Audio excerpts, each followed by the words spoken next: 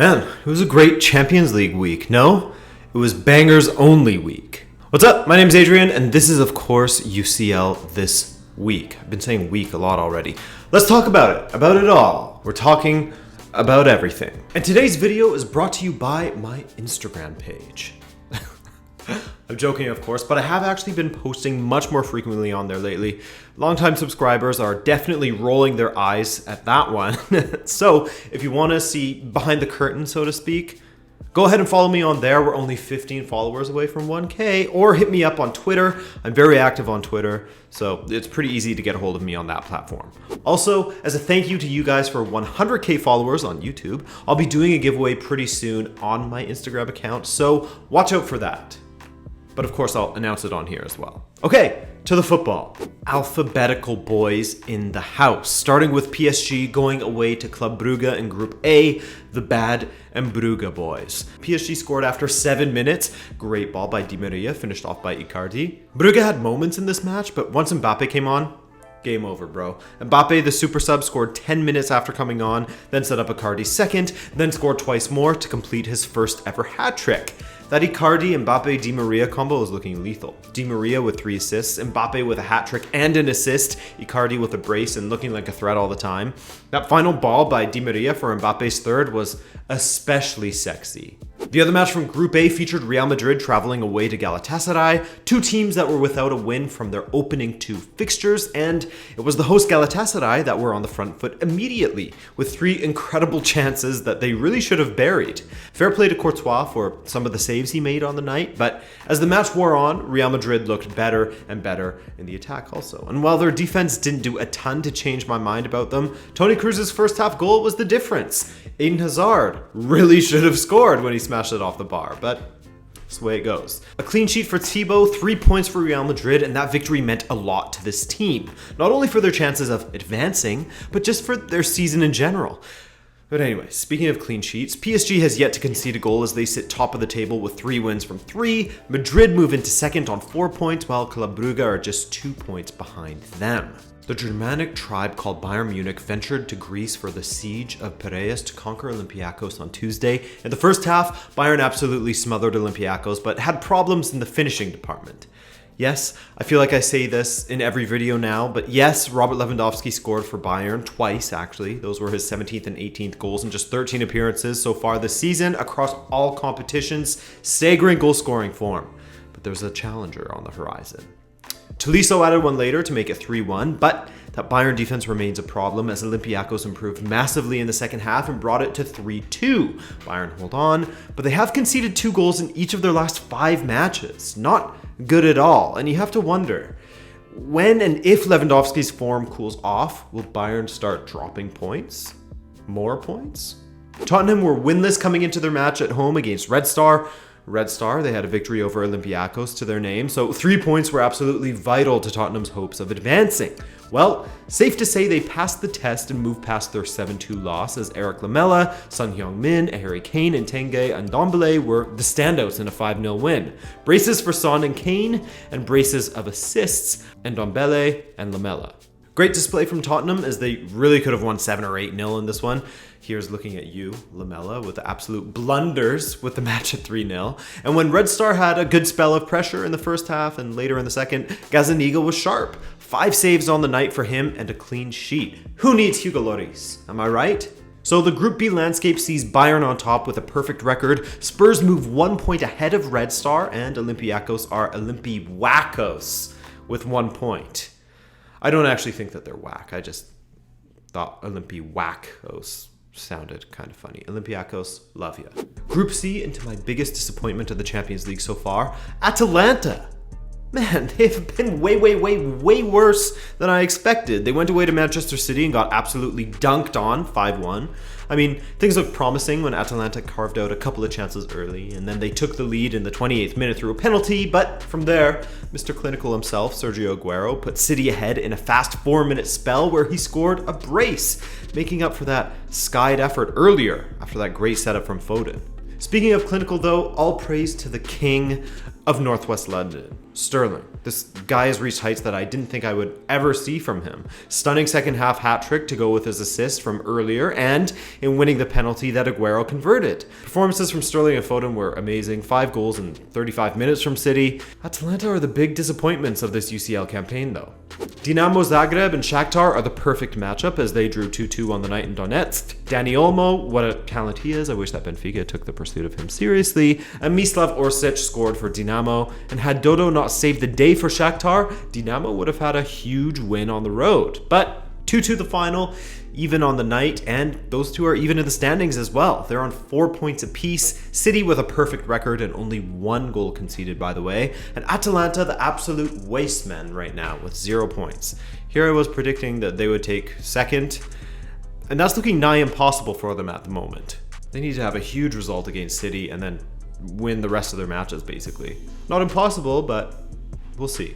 Atletico Madrid and Bayer Leverkusen contested one of the early kickoffs at the Wanda Metropolitano, and for me, this match was a bit of a snoozer. Such has been the case with Atletico matches these days. I mean, between the two teams, there was just 3 shots on target. Yes, collectively. Ultimately, a header from Alvaro Morata made the difference. Beautiful ball into the box from Renan Lodi, who actually has been really impressive on the night. I thought he was tidy going in both directions down Atletico's left flank. I actually thought that Leverkusen was a little better on the night, but ultimately, Atletico get the 3 points. Not super convincing, as I said, but they've done it. Juve, on the other hand, had a rough night against Lokomotiv. In the pre-match press conference, Ronaldo noted how happy he was with the way the team is playing, happy with the amount of chances that they've generated, etc. And against Lokomotiv, it was the same situation. Tons of possession, tons of chances, but heroic defending from Lokomotiv. Forget parking the bus. These boys parked the train and blocked 12 shots, man. The deepest of blocks. 5 at the back, basically turned to 8 at the back when the midfield would collapse in on defense. It was wild. Even more wild was how they actually led in this match despite the onslaught from Juve, with one of their very few shots finding the back of the net thanks to a big rebound following a João Mario strike. But come the second half, the man that Paratici wanted to bury and get rid of, Paulo Dybala, played the hero, scoring 2 goals in 2 minutes. The first of which was a sublime strike from distance. The second, underrated. Sublime technique that was much more difficult to pull that off than it looked. That outside of the boot finish, first time. So, 2-1 Juventus as they're going tit for tat with Atletico at the top of the table, 2 wins and a draw each, while Leverkusen are on 0 points, but will really shake things up if they can beat Atletico at home in the next match day. The defending champions went away to Racing Genk, and they put them to the sword. Chamberlain scored from distance with just 2 minutes on the clock, and then later, on the other side of halftime, he scored one of Adrian's favorite kinds of goals. Well, first off, the technique he used to strike the ball was insane. A deft touch with the outside of his boot that curled towards the corner and went in off the crossbar. I love me a strike that hits the crossbar, then bounces off the ground and into the roof of the net. It was a brilliant strike. Ugh. Love a bar down goal. Salah set up Mane later, friendship back on. Another deft touch from a Liverpool player as he digged the ball over Cook in the Genk goal, I should say. Then late in the match, Salah scored the kind of goal he was scoring for fun during the 17-18 season, showing quick feet to slither through the Genk defense, then roll it in off of the post. Genk did score just a minute after that Salah goal, and it was quite a nice goal actually from O'Day and Dongala, I believe his name was.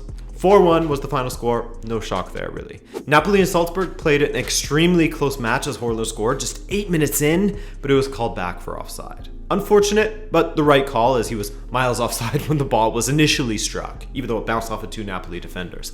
10 minutes later, Andries Mertens smashed one past Stankovic and did an extremely not safe for work tongue motion in his celebration. There's kids watching, man. Don't do that. This is family stuff. It's supposed to be family stuff.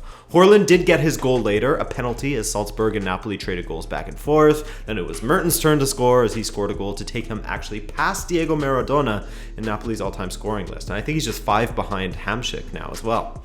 Then Håland scored again, his 6th goal in his first 3 Champions League games, the first player to ever do that. The kid turned 19 this past July. He's got the sauce, man. So it was 2-2 at that point, but Insigne came off of the bench to be the hero. 3-2 Napoli. Lorenzo replies to the Napoli president, who basically said he needed to man up and start delivering more regularly for the team. That would be the winner. But I can't get over Håland, man. 19 years old, and he's already scored 20 goals in 13 games this season. If he can keep this up, he'll be a great adversary for Lewandowski in the Golden Boot race. That's the guy who I was saying is on the horizon. So, Napoli have just a point on Liverpool, and you gotta say, it's all to play for still in this group. Nobody's dead yet, not even Genk, even though they could be after the next match day when they go away to Anfield. Group F's big matchup this week was certainly Dortmund Inter Milan, and prior to this match, I saw a news story linking Jose Mourinho to Borussia Dortmund. Should Dortmund hit a bad run of form and choose to drop Favre? Is that story BS? Probably. But Inter Milan's defense wasn't, as Skriniar, De Vrij, and Godin, to a lesser degree Godin, were looking superb against Dortmund. Actually, I thought Brozovic was a man of the match alongside De Vrij. In fact, De Vrij contributed to Inter's 2-0 win in the Giuseppe Meazza in another way, setting up Lautaro in the 22nd minute with a perfectly weighted ball over the top. Great finish. Even better ball from De Vrij though. Lautaro later had a penalty saved by Berkey, and Esposito fanned on the rebound. Whenever that happens and your team has just a 1-goal lead, you fear for them. But Dortmund just were not at it on the night. And later, Kandreva killed the game following a stunning Inter counterattack. 2-0 the final there. Speaking of not being on it, Barcelona. Now, it sounds weird saying that after they get a victory, but they labored away to Slavia Prague, who, for stretches of the match, gave Barcelona a very tough time. Luis Suarez with some gaffes, Messi with an early goal, Jan Borrell equalized in the second, and you can't say that Prague didn't deserve an equalizer. I mean, they legit were superior to Barcelona, and if it wasn't for Ter Stegen and his 8 saves, they may have won this. But an unfortunate own goal from Olympiakos gave Barcelona the 2-1 win. Slavia came close at the end, but just couldn't find an equalizer. So, again, we have a very tight group on our hands. Many of them are quite tight, actually, as you'll see soon. Barca are top, Dortmund and Inter tied on 4 points, Slavia with just the 1 point. They ain't dead yet, though. Imagine they go to Camp Nou and get the win. Oh, wow. In Group G, hey man, I have been telling you guys about Marcel Sabitzer this season, and he only went and scored the goal of the week. We haven't even hit the weekend yet, and I'm already declaring his goal against Zenit as the goal of the week. What's more, it was the winner for RB Leipzig, capping off a display that saw them come from a goal behind. 2-1 win there. In the other match, Benfica played against Lyon at home and they fielded yet another confusing lineup. Vinicius on the bench, which is weird because I believe he has the best goals per minute ratio of any of our strikers, but hey, I won't rant about that. The team played fairly well in the first half. Rafa put us ahead, then went off injured and got stomped by the referee, crushed by the referee, I should say. That was maybe my favorite moment of this match. In the second half, Benfica was pretty terrible. Let's be honest here. We completely lost control of the midfield and our defense began to waver, and sure enough, Memphis Depay equalized, but a hero was in our midst, as I alluded to at the beginning of the video when promoting my Twitter. Anthony Lopes, he stood up to save our campaign and did so with a brilliant pass to Pizzi to score on an open goal. To be fair, that was solid technique from Pizzi. I've seen so many players blow that kind of opportunity when they hit it first time. Seferovic. So, Benfica wins, and they are handed a lifeline. That win takes us up to 3 points, 3 points off the top also. The final group, Group H, Ajax versus Chelsea at the Johan Cruyff Arena, was a match I was very much looking forward to, my guy. And in my books, it delivered. There wasn't much between these two teams, a very balanced match, which I think is a pretty decent compliment to Chelsea and goes to show the strides that Lampard and this younger side are taking. There also wasn't much between Quincy Promes and a goal, as this offside call, which looks on in image 1 but off in image 2, was as close as all hell. Hey, not showing the kicker and the receiving player in the same frame, don't make me go pie plate tinfoil hat on you guys, because it's right here. I'll do it. The game really changed in Chelsea's favor once Pulisic and Batshuayi came onto the pitch. The two former Borussia boys were causing problems for the Ajax back line, and Bats blasted one over the bar from about 7 or 8 yards. But later, the two linked up again, and Batsman made no mistake, scoring Adrian's favorite kind of goal, bar down. What a way to cap off a strong second half from Chelsea and a great 3 points away from home. 6 wins on the trot across all competitions for this Chelsea side. They're pretty fun to watch. In the other match, Valencia versus Lille. Ooh, boy. I'd picked Lille to finish third in this group, and they still could, of course, but they need to start finishing their damn chances, man. Dude, they outshot Valencia 27-6, and they still only managed to get a draw. Worse yet, they nearly didn't get the draw as it took a 95th minute equalizer from substitute Jonathan Okone to level things up. 6 skill on the goal, the touch to create room for himself, then the smash into the corner. Chef kiss. It was an important point though. More important is stopping Valencia from getting 3 points, really, as Lille get their first point of the campaign, while Chelsea and Ajax sit at the top with 6 points apiece. Okay, my friends, that's all. Long video. If you're still here, hit me with a what's good in the comment section so I can, take attendance of who's still here. Okay, thanks so much for watching. Love ya, and see you in tomorrow's video on the Revier Derby. Peace.